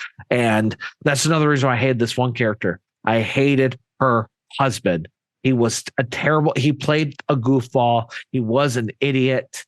The first season, Kimmy moves into the house because he was cheating on her, and I'm sorry, I did not buy the redemption arc. I did not like him. I did not want to like him, and it ruined the show for me. I don't think they should have ever brought him like back in there. And that's also ruined Last Man Standing for me too. Was in the set there was a character in Last Man Standing that was the baby daddy of one of the daughters, and in the second season they only not replaced the actress that played the eldest daughter, but the husband. Not the husband, the baby daddy became they didn't replace, but there was a character dating the oldest daughter, and then they decided that he was no longer going to date her. He was going to date the middle daughter, which was an idiot. So they're going to have the idiot boyfriend date the idiot daughter, and then the smarter older daughter with a kid was going to date her idiot baby daddy, and which was a terrible character.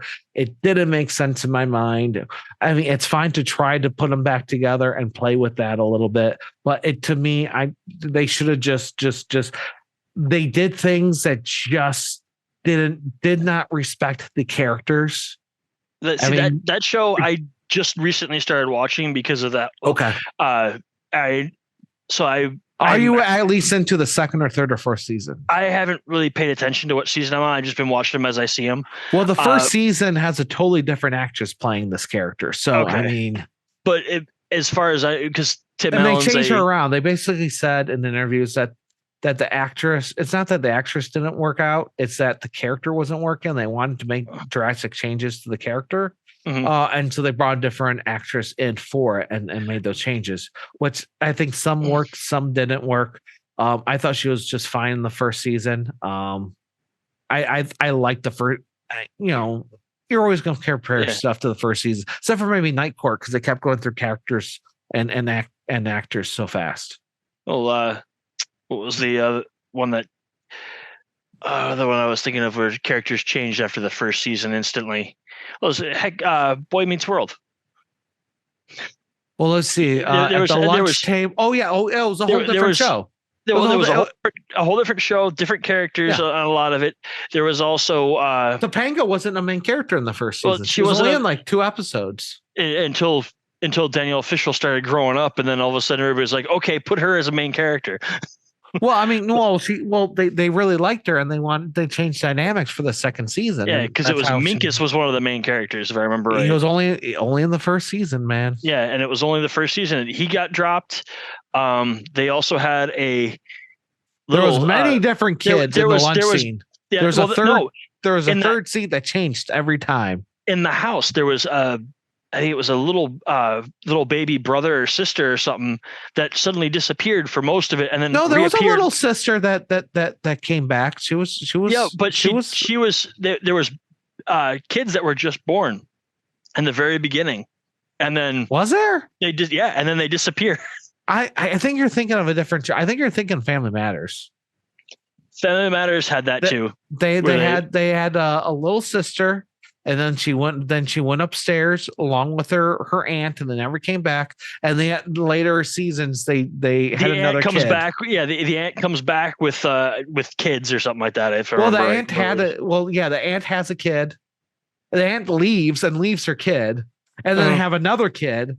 But yeah, the original little sister never returned. I remember that one. Yeah, I remember that one. But in Boy Meets World, there was something to that effect too, where that changed, or it was that. But there was a little. She got less attention, but she was in it because I did watch every season, and most of them she had an open title card. It was a little teacups with flowers around it. It was adorable. But then there was also a change in, I think, the brother. No, brother always stayed the same. Well, no, just the dynamic. Character change. Oh, yeah. Character change and age change, I think it was. Yeah, at one point they went to college. I mean, that show lasted forever. I mean, they started in elementary school, went through junior high, high school, and college. Oh, and then obviously Mr. Feeney, Mr. Belvedere. What was it? Mr. Belvedere he was in? No, what was he in? He was in a bunch of other Knight Rider. Well, Knight Rider, but he was in a bunch of other stuff too. Yeah, it was in something else. I'm trying to remember. He's a great voice actor. Yeah, I'm trying to remember. He was in a show that I couldn't call him anything other than Mr. Feeney. It wasn't Knight Rider or something else. I don't. He wasn't. No, he's similar to. Was he Magnum? No. Is it the same? Different, similar character, similar looking, but different character. Okay. I'm Googling William Daniels. Yeah, he was in a ton of stuff. Let me look. Film. Okay, I'm watching this film. Well, he was in Blades of Glory, but let's see here. Which TV show are we thinking? Let me just scroll back to the bottom. Girl Meets World, Grand Anatomy, Boston Legal, The Closer. Grim Adventures of Billy and Mandy, Kim Possible, King of Queens. Um, yeah, I don't know. I don't know what I'm thinking of. Anyways. Yeah, I think I'm pretty much done. The other shows I had on The here Incredible was Hulk. Yeah. He was in Galactica 1980. Yeah. What the heck was the other ones I was thinking of? Yeah. Knight Rider.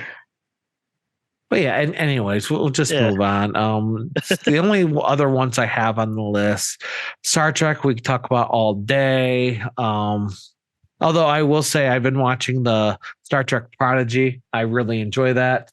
Out of all the Star Trek shows that's come out in the last 10 years or whatever, Star Trek Prodigy has been my favorite. It's the best Star Trek thing since Enterprise, and that's debatable.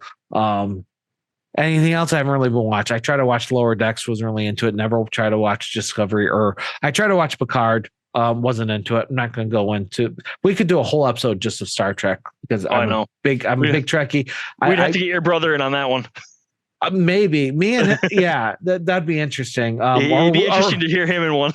You have to understand, my brother and I started going to Star Trek conventions. Well, I started before I was like 3. My dad said I was like 2 or 3 for my first Star Trek convention. So yeah, it's I remember the Bat'leth sitting next to your brother's bed when we were growing up. Yeah.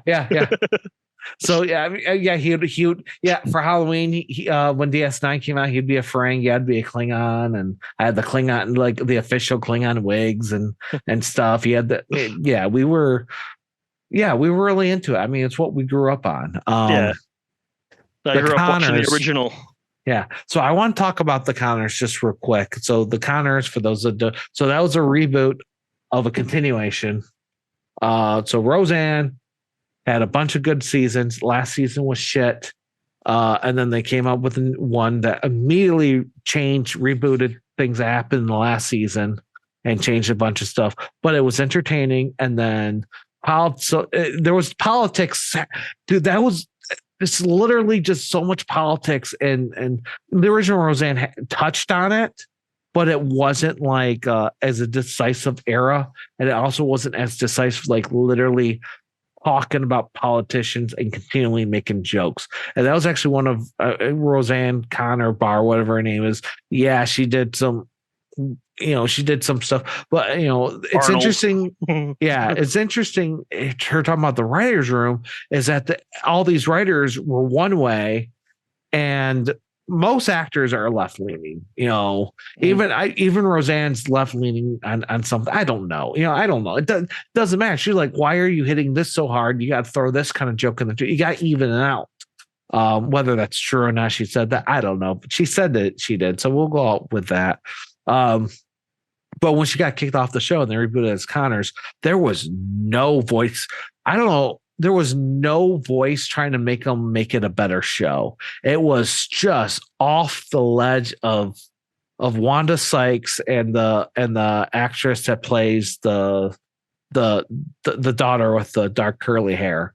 You could just tell it was just them jumping off of their politics in your face, and I just didn't care for it. I didn't want to watch it. It no longer was not a representation of a Midwest family, because that was one thing that was the whole point, Roseanne. Yeah, it was a working class Midwest family. Yep. And how that would work out. It wasn't in the city. It wasn't not in the city either. It was in a little outside the in the suburbs of I can't remember what city they called. Was it Chicago originally? I forgot what city that they were in, but they're like 40 minutes away from Chicago or something like that. I can't remember. I know they keep saying, but yeah, that was one thing. They would say hillbillies on, kind of like what we go through from where we grew up, even though we weren't far, from Detroit at all. How we ride our bikes to Detroit on a good day. Yeah, I would say we're 10 minutes. Yeah, but the next closest city to us is they call Taylor Tucky. Yeah. Well, I mean, almost, dude, there's so many different blank Tuckies around us. Oh, I know. Taylor Tucky was it? Ipsitucky. Tucky, Hazel Tucky. There's so many different. And it's like that in that because they keep in Roseanne because they kept saying, "Oh yeah, we're in a bunch of hillbillies around here." I don't think that term really fits, but we get the same thing because so many people where we live around Detroit, we go up north, we hunt, and we do get a lot of that where country music is a big thing, and we could relate to that. Hey, I have no problem. Dolly Parton came out with a new song, a new album, because there's another new song I have from her. I want to talk about that next week with Ben. Yeah, Dolly Parton, Loretta Lynn, Johnny Cash. Johnny Cash is dead. He's not coming out with anything new. But I'm just saying, those are Johnny all Cash great. Comes out with something new. There's something else going up. Well, Loretta Lynn's not going to come out with anything new. And Lauren, they're going to come out and have a compilation album together. They're not dead. What was it? Somebody said. Somebody was saying there was another rumor recently Tupac was alive and working some random weird place or something. I can't remember what it was. Hey, for a while, Tupac was coming out with 2 albums and a movie every year for 4 years after he died. So I mean, he just came in live in concert. What, 6 years ago? They put him up as a hologram on stage. Oh yeah. All right. So the other things I had that. Muppets, we do a whole episode on that. I'm still mad that they will not air all the original episodes of Muppets because of people that were in them and politics. Really? I thought they just put a disclaimer up in front. They do, but there's some that they will not show. Okay. I can't remember which episodes. And Muppet Babies they won't put up either. Yeah. Really? The old Muppet Babies? The Muppet Babies isn't up either. Again, I wonder if that was. Okay, so I know with the original Muppet Show, there because it's music acts, and the original Muppet Babies had a lot of movie clips. Mm-hmm. So I think that's what it had to do. I don't think it's much as politics as to do with movie clips. Because they played a lot of movie clips. In fact, I watched Muppet Babies as a kid for the movie clips because they incorporated them. It was really interesting and really fun. And no, I did not watch any of the new Muppet Babies, so I'm not talking about that. I didn't watch any of the new ones either. But you have kids in the right age. Yeah, but I haven't watched the. They're a little older for that, I think now. But okay. They say 8 and almost 11. So yeah. So a couple of the ones I was told Lost in Space was really good. I never watched the original. Never, so I didn't watch the remake. I heard it was good. I don't know. I never watched the movie either. So. Murphy Brown. So I was looking at some lists, just trying to, refresh my memory. I heard that they were making a remake of Murphy Brown. I didn't know they made it. I think if I try to watch Murphy Brown today, I loved it as a kid. I will say that. I used to watch it as a kid too. I think I loved Murphy Brown as a kid because I loved Mary Tyler Moore, and Murphy Brown really was like a up-to-date, a little more modern Mary Tyler Moore. And then she did all the MCI Sprint commercials. Yeah, there's that too. Yeah, she was definitely in our face. She was all over the place during that time. Oh yeah, I don't know if I would like Murphy Brown now. But maybe I'll figure. Maybe there's a reason why we haven't heard of the new thing. So I don't know. Yeah, see, the Muppet Show, they edited and omitted a giant part of the Don Knotts episode. Okay. I know there's a lot with because some of these episodes, it's just different times, man. It's different. And politics play a part in it. It absolutely does. But it's also like when they did these episodes, they weren't thinking of obviously streaming wasn't a thing, and they weren't even thinking about selling home copies either. I mean, like I mentioned with MTV. MTV was really stupid about it, though. MTV should have known better, because that was one of the things that made me upset with MTV. In high school, you're probably reliving this rant from when I first gave it 24 years ago. God, we were old. But they would literally, do an episode like Daria or something, which, animation takes all this time, and they would leave spots for music, and whatever hit the charts the week that the show was coming out, they'll throw the songs in. So there's no references to the music, and they'll just try to find something that kind of fit the mood, and they would put the newest songs of the week in on it. And they did that with all their stuff. Sometimes it hit better than others. I'll get into a really terrible example in a second, but they would do that with like Daria and even their animated shows, because they just felt like they owned it all. They just didn't think it mattered because they were MTV swinging their big MTV private parts around. What I would love to see. And they whacked themselves in the face of it because it was so hard for them to. Now that Daria is on DVD, but all that music's changed, and it makes zero lick of a difference, by the way. Doesn't make any change. I don't need to hear Will Smith playing on a speaker in the background. It makes no difference. The thing is, all right, we talk Beavis and Butthead is something you can't really rewatch much because most of it was them making fun of the music videos. Oh yeah, even those some of the skits were funny when we were graduating high school. Yeah, because the new episodes were in middle school, and and even elementary school. So we totally watched that because it'll be on the news about someone setting something on fire. So we had to see what's going on. Started in 94 and went until 1998. I think was the last before episode. That. 97 or 98 was the last season. Yeah. So it started before that because it ended when we were Frog Baseball originally was on. Well, Frog Baseball was originally on Liquid Television, and then there was a hiatus because they released it. He only had like 3 episodes, and they kept re-airing the same 3 episodes every single week for like a month, and they just put it on hiatus for like a year. Which is what they used to do. Yeah, they used to do that all the time, and that's just not MTV. That was most. Yeah. Wow. Looking back this in hindsight of being an adult, it was Viacom doing that. Yeah. Yeah. But the thing with I was this years old when I realized that was mostly done with Viacom. So when they spun off Daria is a show where I can watch it now and it's still relatable to things going on now, which is kind of scary. Absolutely. But that was Mike Judge. Come on, look at Idiocracy. Oh yeah. Office Space became a cult classic. Yeah. Well, I watched an interview about it in just the other day. Office Space was a commercial flop that gained success because it wasn't what was it? The studios didn't promote it properly. Yeah. And then absolutely it flopped in the theaters, but then after it came out on video and DVD, it gained a lot of following. So then come time for Idiocracy, they just say Mike Judge's new master, like nothing. No advertising about it. They didn't even make a trailer for Idiocracy. Really? Just no.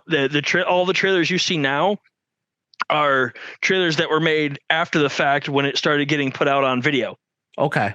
So it only aired in a very small amount of theaters, and then it came out on video. And when it came out on video, it gained a cult following. And then now he's like, I meant to make a joke of what the future could be.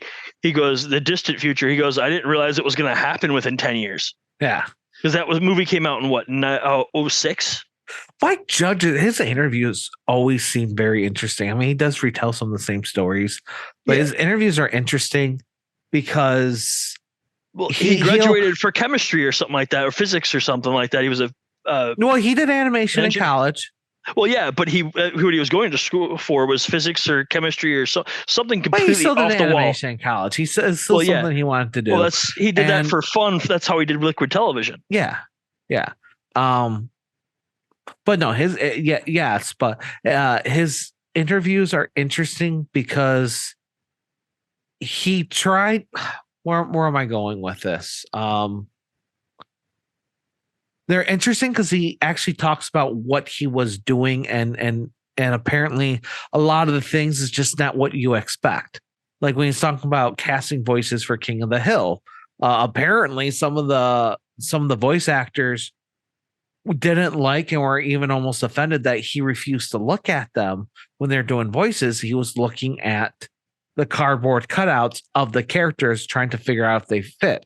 Apparently that was different. I don't know if it is or it isn't, but I only did cast. I only did like a casting thing like maybe twice in my life, and because it's such, I'm not used to it. When I did it, I don't know if I did it any differently or than anyone else, but me and the director of what we were casting for, there just became a point where we're literally just like, wow, I like them. We're just start throwing different scripts that had nothing to do with what we're casting with because we're having such a good time, Mhm.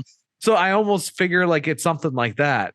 Oh, dude, maybe one day I'll talk about when we did that. I might already did that on a way early episode with my old writing partner, Brian Ducky. We, but you know, but he'd be talking about these things, and Beavis and Bad started off as him making fun of these kinds of guys. I really think that was one of the reasons why he had to take long hiatuses, and why the music videos were fun. Because these are people that he wouldn't like as individuals. These are people that we would all hate if they're real people. Mm. And which ironically, well, maybe not so ironically, people looked at it like, oh, wow, they're funny. And then whenever, I mean, we've all been the great Cornholio at some point. Oh, yeah. What was the voice for Boomhauer? Oh, yeah. Came out because it was somebody left him a voicemail. Yep. And the guy was talking just like that, complaining about Beavis and Butthead. Yep. Oh, no, Beavis and Butt Scratch. And yeah. And he was not from, because he's from Texas. He Yeah. wrote about. He's from North Texas, I think. Okay. If I remember right. I don't know if that makes any difference. But I don't know either. Well, I mean, we're from Michigan, and someone's saying they're from the Detroit area versus, up north in the UP. It makes a difference here. Them Youpers. It actually even makes a difference if you're one of those. I don't what do they call them?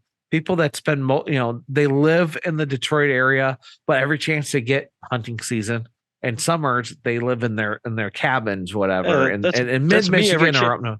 That's me every chance I get. Oh yeah, that's I go up all the time. But is there a name for that? Is there a name for people like you? I have no clue. There should be. Maybe it's hillbilly. I don't know. Even though you're not hillbilly at all. Now, my old buddy Norm, he was a freaking hillbilly, but that's beside the point. I got a lot of friends that are hillbillies. There's nothing wrong with them. I have a lot of friends named Norm, so I could say that fun. name, no problem. I have at least 4 friends now named Norm. So I got a few too. Yeah. Who knew the name Norm was so normal? Oh, and Norma too. I know a couple people named Norma as well. I'm probably gonna call that anyway because I'm not gonna. Marilyn Monroe, Norma Jean. So I don't, Chris. You got anything else you want to say at all? Thank you for sitting with me because I didn't know how I was gonna do this. If I was doing this by myself, I probably would have be taking shots and become an alcoholic again. Oh, if it wasn't a sudden thing on a Sunday night, I'd say let me go grab a drink before I came on. Yeah. So speaking of grabbing a drink before going on, I probably should rephrase that. Grab some more water. That's what you mean. But speaking of like a different atmosphere, oh, there goes my dog. Speaking of a different atmosphere, now I'm screwing up the words. Speaking of a different atmosphere, so I don't know what I'm going to do with these. This was a test. I'm not in the Foundation studios right now. They haven't reopened up even yet. I've been emailing them. I don't know where I'm going to be recording from. If you've heard the sound of my computer, I'm sorry. I have a bunch of filters turned up. I'll probably also add a couple more filters and post, so I don't think you'll hear it. Chris says he doesn't hear it now. Of course, it's been buzzing in my ear this entire time. So I don't know what I'm going to do with this. This is a test episode. We'll see how it goes. I'll have a better idea because I've also noticing now that I'm listening to my own voice, I'm noticing that I should have been talking like this whole time instead of talking like this. I hear a difference. I don't know if anyone else is hearing a difference. I'm just simply turning my head a little bit. And now I look like I'm just glitching on the camera, even though this is only audio only.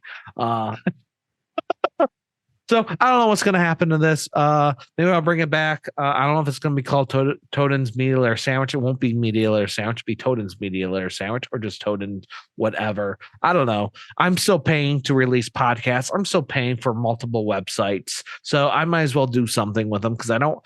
I want to stop paying for them, but I don't want them to go away. So I'm going to keep paying for them because I'm an idiot. And we'll see what happens. And I've been demonetized off of YouTube, not because of anything I did, not because of all all the other things that I didn't do, thankfully, or if I did do them, because I don't know what the rules are anymore. They didn't catch me. I have no idea what the rules are anymore because they change all the time. But some of the rules that I do know why I'm not monetized anymore is that I did not get 4,000 watched hours on my YouTube in the last 365 days at some point. So I'm no longer monetized on YouTube. It'd be nice if I was again, but I'm not really making a living off of that. So we're going to see how this goes. I just want to do something creative again. And I do have some creative projects coming up. So I don't know if I can continue. I don't know. We're going to see where this goes.